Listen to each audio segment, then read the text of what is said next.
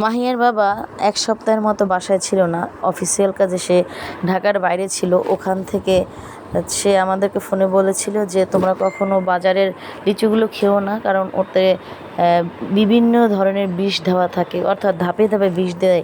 গাছে যখন থাকে তখন একভাবে দেয়, গাছের থেকে যখন পেড়ে বাজারজাত করে তখন একভাবে দেয়, আবার যারা খুচরা পর্যায়ে কিনে নিয়ে আসে তারা একভাবে দেয়।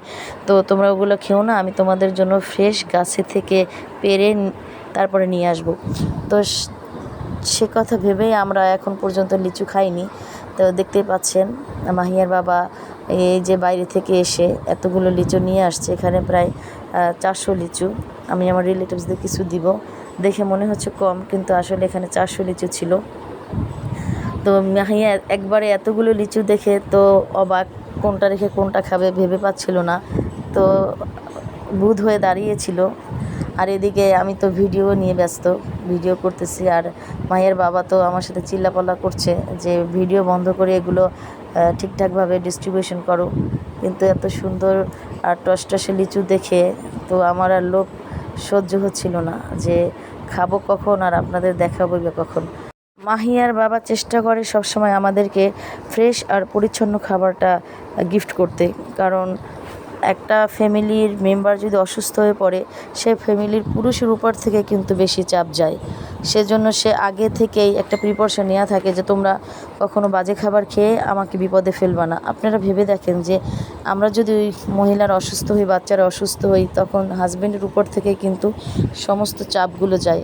এজন্য সে আমাদেরকে সবসময় চেষ্টা করে ভালো খাবারটা খাওয়ানোর জন্য। এদিকে আমি ওদেরকে দিচ্ছি, আর মাহিয়া তো দাঁড়িয়ে আছে, কি করবে ভেবে পাচ্ছে না।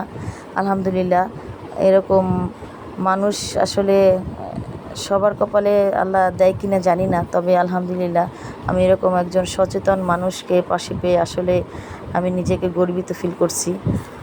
আর আমের সিজনে একই, জামের সিজনে একই অবস্থা। সে যখন দেখবে যে এটা আর খাওয়ার উপযুক্ত নাই বা সিজনটা চলে গেছে বা এখনও সিজন আসে নাই, সে মুহূর্তে সে কখনোই খাবার কিনবে না, বা কোনো যত ফ্রুটস লোভনীয় হোক বা টেস্টি হোক আমার হাজব্যান্ড কখনো কিনে না। সে যখন একদম পিক সময় থাকে, অর্থাৎ লিচুর বা আমের বা জামের যখন ভালো একদম সিজন থাকে, তখন এগুলো কিনে আমাদেরকে অল্প খাওয়াবে, কিন্তু বেটারটা দেওয়ার চেষ্টা করবে।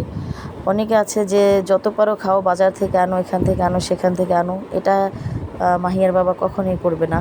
সে আমাদেরকে একদম বিষমুক্ত খাবারটা খাওয়ানোর চেষ্টা করে।